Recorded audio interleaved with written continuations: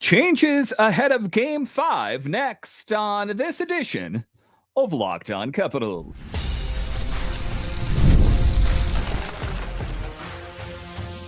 Your Locked On Capitals, your daily podcast on the Washington Capitals.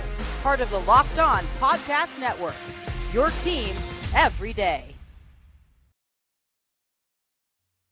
Well, hello and welcome into this edition of Locked On Capitals, part of the Locked On Podcast Network, your team every day. My name is Dan Holme, and I've covered the Capitals for the last 3 seasons for Locked On and various other outlets before that. I'm also the host of the weekly show called the Capitals Minutecast, available wherever you find your podcasts. And as always, I want to thank you for making this your first listen of the day. Today's episode is brought to you by FanDuel. Right now, new FanDuel customers can get $200 in bonus bets if your first $5 bet wins. So in this edition of Locked On Capitals, the Capitals prepare for game number 5, and there is zero room for error. The Capitals absolutely must win in game number 5 for this series to go on. Do they have what it takes? I'll talk about that a bit later. I'll talk about LT. In a large part, the Capitals are in the position that they're in right now based on Logan Thompson's great play all season long. But in the playoffs, in particular in the second round of the playoffs here, he's needed some help, and he hasn't necessarily had it in this second round. Will the Capitals step up and help out LT? I'll talk about that a bit later. The war between the ears. One of the things that the Hurricanes are rolling out is head games. And what do I mean when I say that? The Capitals like to play a physical brand of hockey. Tom Wilson likes to chirp and be a tough guy.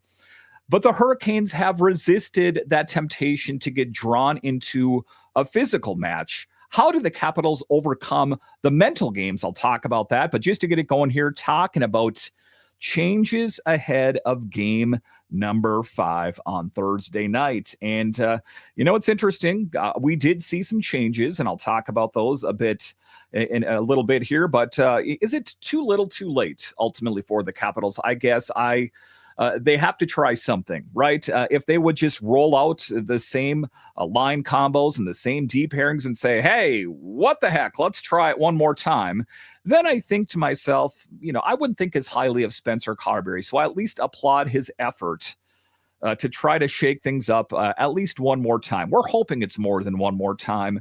But what changes did we in fact see before game number 5 as evidenced at practice today? And let's be honest here. Let's call it what it is. This isn't business as usual for the Capitals. This is a full-on scramble for survival. Like I talked about, the Capitals must win Thursday night. And sometimes you say a must-win game when it's not really a must-win game. Oh no, it's must-win or it is over.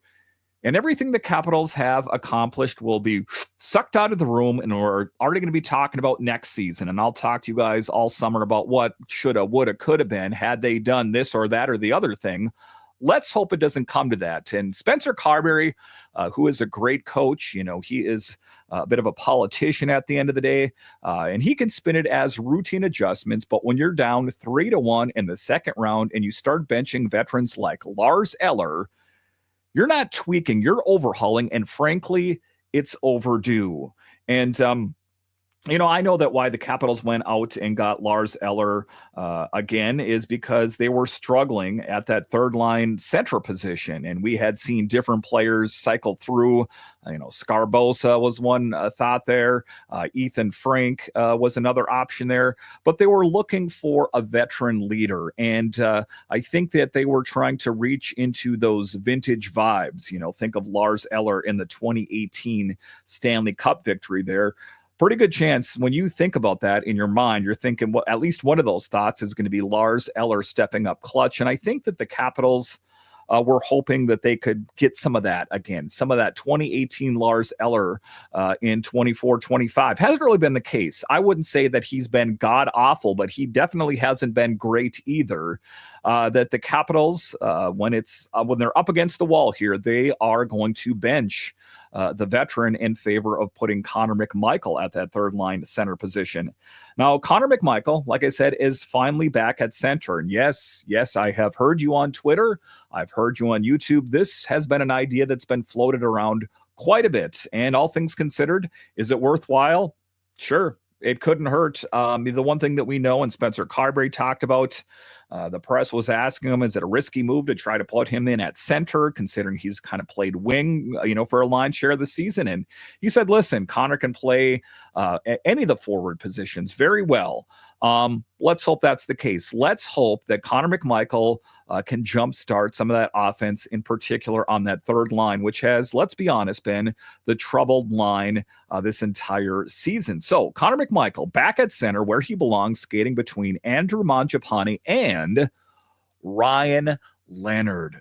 Ryan Leonard, the first round pick, 8th overall, a guy that put up 30 goals back-to-back seasons for Boston College. We need to see evidence. If you want to step up clutch, if you want to endear yourself to the coaches and the fan base, we need Ryan Leonard to dig deep and to draw into something that he was able to do at the college level. We need to see him to step up and be clutch in game number 5. Can he dig deep? Can he be one of the guys to get it done?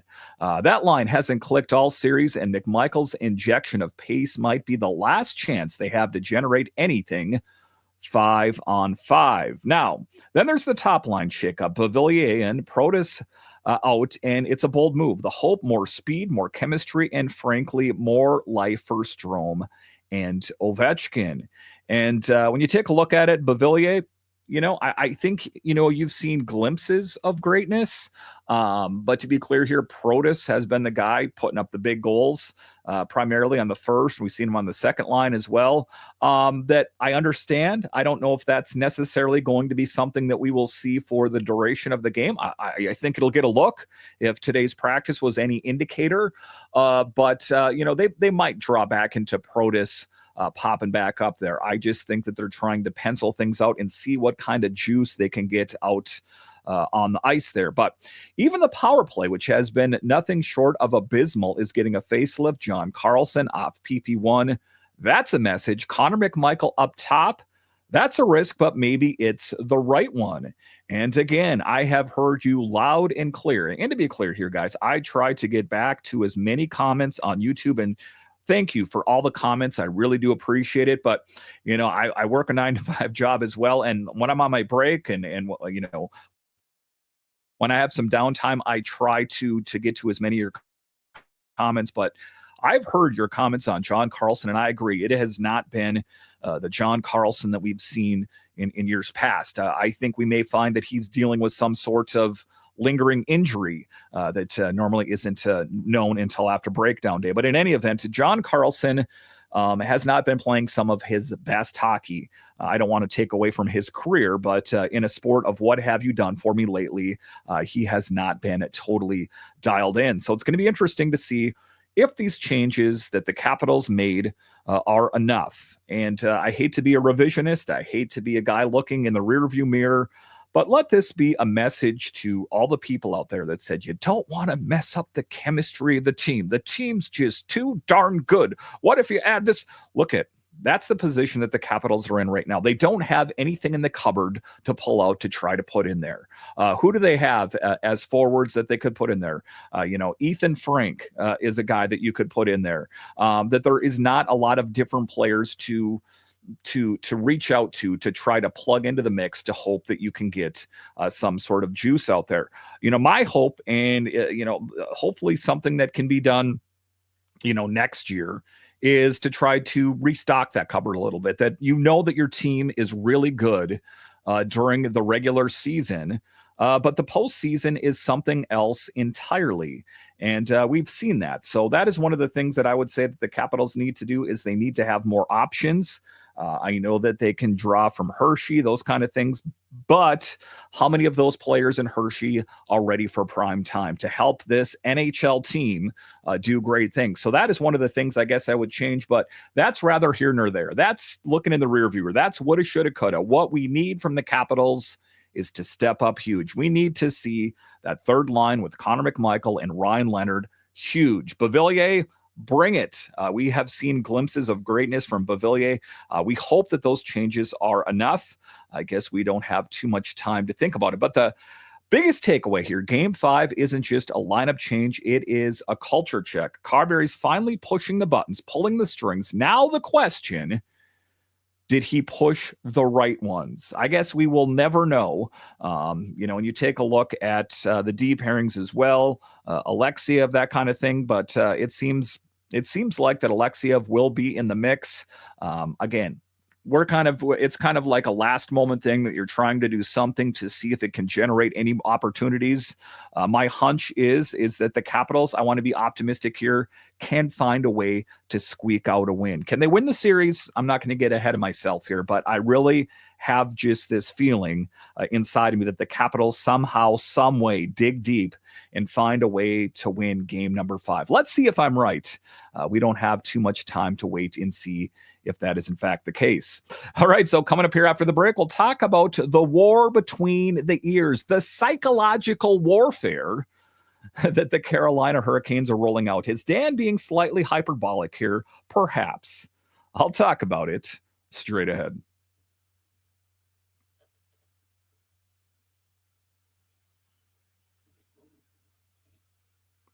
The NBA playoffs are in full swing, and every night delivers highlight-worthy performances, major momentum shifts, and can't-miss moments.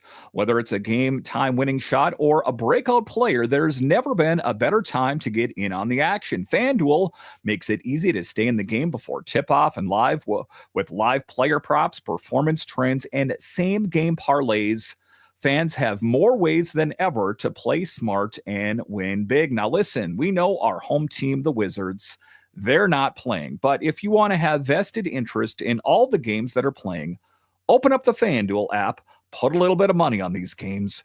All of a sudden, they got that much more exciting. So new to FanDuel, it's the perfect time to sign up. Head to FanDuel.com and place your first $5 bet. If it wins, you'll get $200 in bonus bets. Make every moment more with FanDuel, official sports betting partner of the NBA.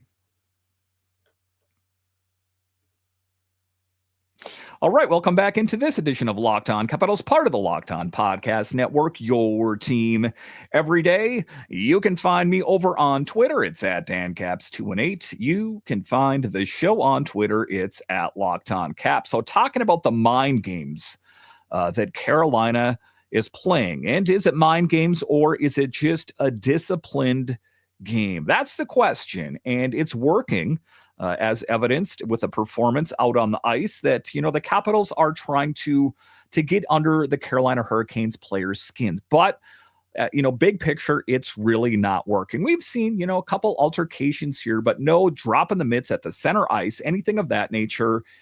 And I don't expect to see any in game number 5. You know that Rod Brindamore has probably read his team the riot act to don't deviate from the script. Why would we want to screw this up by getting drawn into fights when all we have to do is win one more game? So I think the physical game, and I've talked about this, I've battled it back and forth in my mind. I don't think it's going to work because at the end of the day, I don't think that we're going to draw the Carolina Hurricanes into a physical bout. I think that, at the end of the day, what it's going to do is it's going to lead to penalties, which will lead to power plays for the Carolina Hurricanes. And as we know, they like to find the back of the net against the Capitals. So the Capitals are going to have to play more of a skilled, restrained, disciplined game, I think, if they're going to beat Carolina, because that a guy like Tom Wilson, who's trying to get them going, by doing the dance thing throughout the game, which was, in retrospect, probably not the best idea.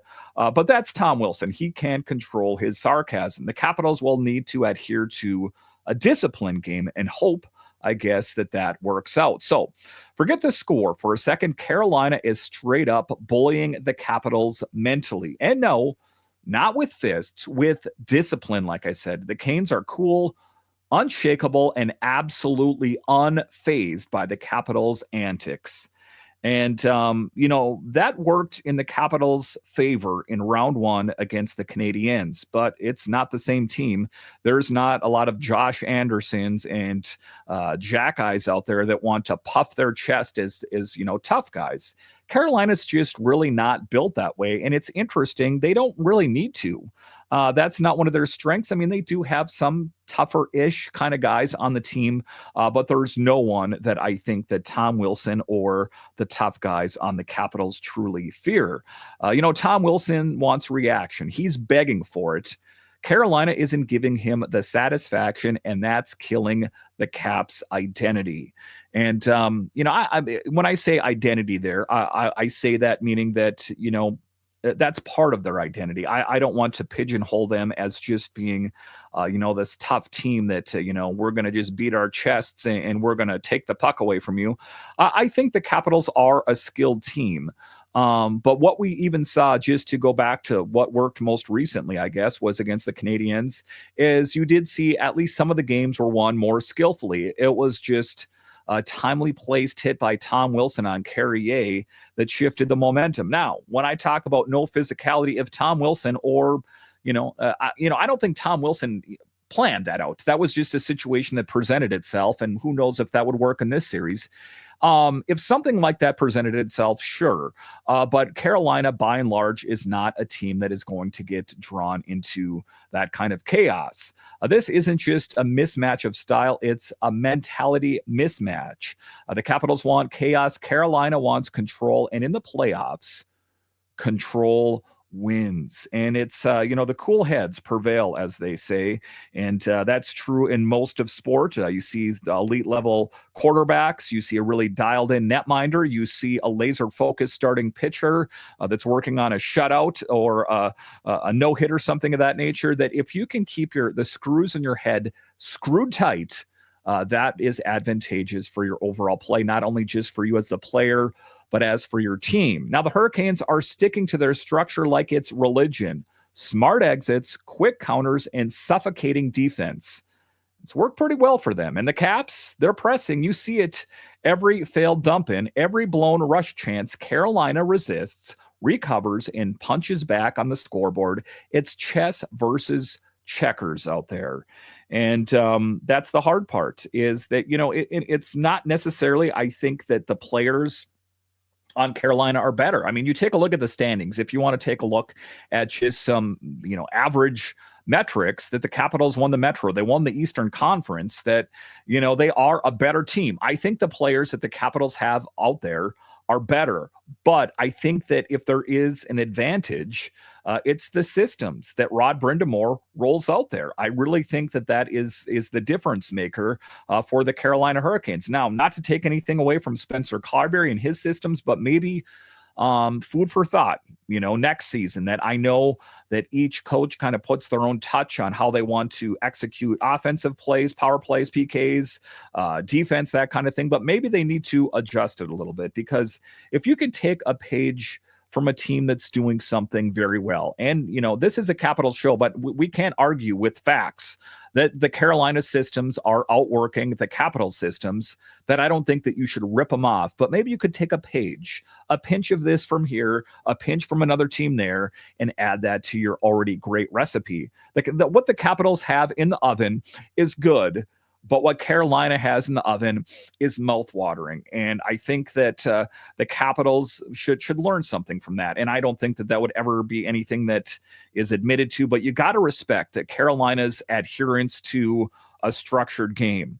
That it's got to be easy, just those chirpers. And I know what kind of guy Tom Wilson is, a great goal scorer, but at the end of the day, he can really get under the skin of an opponent to be able to resist that, just shut up already, that it's got to be difficult. But hat goes off to Carolina, as it has worked. That is what the Capitals will need to overcome, is the mental game, and not trying to get under their skin. Go about, do your business, get shots on net, lay out block shots. The one thing the Capitals did do in the one victory that they have so far in this series was sold out. They did whatever it took to win the game. That is what the Capitals are going to have to do. Some Dale Hunter-esque type hockey. Lay in front of the puck, even though it's going to hurt. Just shut them down, block lanes, and try to create as many opportunities. And the one thing to underline, highlight, and circle is pepper Frederick Anderson with as many shots as possible. Alan May talks about it all the time. Hit the netminder with as many shots as possible, and good things will happen. They're not always going to find pay dirt, but if you get enough of them, it works. I think oftentimes the Capitals are going for quality over quantity. In game number 5, I want quantity. Hopefully some of it's good. That would help the Capitals at least in their goal scoring pursuit. The series is being won in the space between the ears. Unless the Caps can regain their emotional control and tactical discipline, this thing's over fast. So that is where we're at, Capitals fans. I'm wanting to believe. I am going to be a glass half full. I understand that the Capitals could lose, and a lot of the metrics point to that it's almost a certainty. But for right now, I don't want tomorrow thinking about all day that they're going to lose. They're going to lose. Oh, it's going to be an awful day. Let's just go in with the attitude that maybe they can pull out a win. To quote Davey Martinez, which, is not a real good example now because the Nationals aren't really good now. But if your team can go 1-0 every day, then I think that is a simplistic. I think that is just putting everything in a box, compartmentalizing things. And I think that is a tactful way to approach not only sports, but your everyday life. Don't worry about next week. Worry about tomorrow. For the Capitals, worry about tomorrow. Thursday night, pick up a big win. We'll see where this whole thing goes. All right, so coming up here after the break, we'll talk about Logan Thompson. LT, lights out. One of the front runners this season for the Vezina. And, the one thing that we've seen from him all season long is stability in net. But what we've seen in the playoffs, and more specifically in the second round, is not a lot of support. Do the Capitals have what it takes to support LT? I'll discuss straight ahead.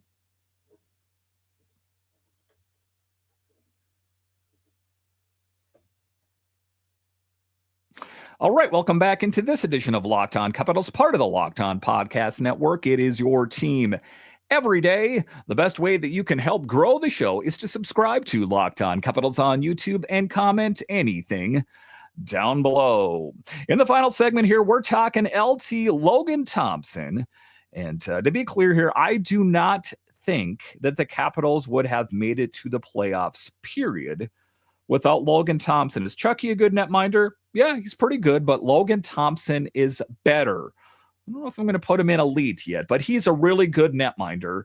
And the one thing that we saw from LT all season was keeping the Capitals in the games. And we've seen that, pretty much throughout the entire season. We even saw it in the first round, but for whatever reason, the Capitals appear to be in kind of a fight or flight mode. I think that Carolina is stifling. I talked about head games, that they just play discipline and they just go about their business. They go out and they attack the way the plans are laid out. But the one thing we know, the odd man breaks, the goal scored, Logan Thompson cannot do it all. So let's dive into that in this final segment of the show. Let's cut through the noise. Logan Thompson is not the problem per se. The guy's been a wall at home, and the stats back it up, but he's getting hung out to dry on the road, and the team isn't built to bail him out. That is a recipe for disaster. And, people oftentimes talk about that crowd noise, like I said, doesn't factor in as much as the NHL. It does. You saw that when the Bell Center was engaged. You saw when Lenovo Center was engaged, that when the opposing team scores, just like when the Capitals have a home, it's called Capital One Arena, but they need to play well there, right? And I think the Capitals could vacuum that for their advantage as well. But the one thing that we know is that Logan Thompson needs some help. I think the Capitals have played confidently in front of him all season. We need to see a return of what we saw during the regular season. And the brutal truth is the Capitals hasn't won a playoff game when allowing 3+ goals since 2019. That's 22 straight losses. You want to talk about team failure? That's it. No clutch gene, no comeback capability. That puts everything on Thompson's shoulders. And it's not fair. And, to walk away from this season, if it all does end in game number 5, I don't want anyone to say that Logan Thompson sucks. You had Charlie Lindgren in there or this or that guy. They would have won the game. Not true. I mean, unless we see something different in game number 5 that I don't want this to go solely on Logan Thompson's shoulders. He's been lights out, but again, support is key. The Canes feeding off the Caps' high-risk pushbacks, and they're torching them on the rush. Defense zone turnovers, bad line changes, poor blue line gaps. It's a systemic breakdown. Carolina dumps, chases, and retrieves and punishes. The Caps dump, chase, and that's it. Dump and chase. That is definitely some Bruce Boudreau hockey. That is for sure. And like I say, if you can learn a bit here or there from what the Hurricanes are doing, what they're rolling out there is effective, and they don't deviate from the plan, even when the Capitals pressure. And let's be clear here, there hasn't been a lot of pressure applied by the Capitals that they just go back to square one. It's like a 4-step system. 1, 2, 3, 4 goal, start back to 1. And then if, something goes wrong between 1 and 4, they just go right back to 1 again. There's not like this, frantic freak out like, oh my God, the ship is sinking here. The Capitals fall into that. And like I say, it's kind of, it's a change from what we saw from them this season. They have been pretty cool under pressure. We need to see them dig into that in this series as well. And yes, it's on Thompson to steal one, but it's also this so-called high-powered offense to show up. They were second in scoring during the regular season. Where is that team right now? And, to be clear here, I was kind of a bit hard on the Capitals. If they don't make it to the Stanley Cup finals or bust, my feelings on that haven't changed. But when I take a look around the NHL, there's teams that haven't made it to the playoffs for years. Again, I don't want to lower my bar just because everyone around me sucks, right? But I think that I need to take it for what it is. And if you want proof positive, take a look at the Winnipeg. First place, President's Trophy, all these kind of things, right? And then you also take a look at the Golden Knights, who were one of the favorites to win everything as well. So I'm hard on the Capitals, but, just kind of taking a 30,000-foot view and being self-reflective, just being realistic here, that a lot of the teams during the regular season that were lights out are struggling. That it's interesting, when you take a look at Dallas, I didn't necessarily have them projected to do what they're doing right now. I knew they were going to be a good team. I didn't think they were going to be this great. So that's what I'm talking about here. Just being realistic. The Capitals have accomplished a lot. Again, I'm not acquiescing and saying, I'm happy they made it to the second round. I am. But still, I think that, just everything they've accomplished, all the players they acquired, and what they put out on the ice throughout the entire season, to just make it to the second round seems like they're not living up to their potential. But the biggest takeaway here is if Logan Thompson has to be perfect for the Caps to win, then the Caps are already beaten. This team needs to lift its goalie up for once or start cleaning out their lockers. And I really hope that's not the case. I hope that, in the days that follow here, I'm not talking to you about breakdown day. And, this player was dealing with this kind of injury and that kind of injury, and we're going to get him next year, guys. You just wait and see. And then the hard part, right? And I'll talk about this in future episodes, but just to wrap here is what changes need to be made. Going into this, it seemed bulletproof. This team seemed infallible. But if I'm going to, go down to a granular level here, it's the third line in particular, not solely, but the third line has been the weakness. And I think that the Capitals and Spencer Carbery tried to retread that third line with Lars Eller and the players that surrounded him for too long. I think that the one thing that needs to get adjusted, needs to get changed in the offseason is to address that third line. Not to say that it's going to be, Ethan Frank, even though it could be someone like that or some Hershey call-up. I think they need a bona fide third line center and not Lars Eller to fix it. All things considered, broad brush, I like the Capitals. In yesterday's show, I talked about the impact of Marty Ferravari. I like the blue line throughout the season. John Carlson has been not so great, and Alex Alexiev, who was in the cryogenic deep freeze for a line share of the season, have not been great. But if you just want to generalize this team and what we saw during the season, pretty good. So that's the hard part. Soul searching by Chris Patrick here about how he's going to improve his team. Some interesting questions, and I didn't think I would be talking about this right now. I thought I would be talking about who the Capitals are going to be playing in the next round. I guess we'll have to see if the Capitals do in fact have that within them. All right, once again, I want to thank you for joining me on this edition of Locked On Capitals, your only daily year-round podcast covering the Capitals. And I want to thank all of you that listen on the audio side and watch this on YouTube. You are what makes this show successful. When you're done here, head on over to Locked On NHL, as they have you covered 5 days a week, available wherever you find your podcasts and on YouTube. All right, once again, I want to thank you for joining me on this edition of Locked On Capitals, part of the Locked On Podcast Network. It is your team every day. My name is Dan Holme, and I'll talk to you again next time.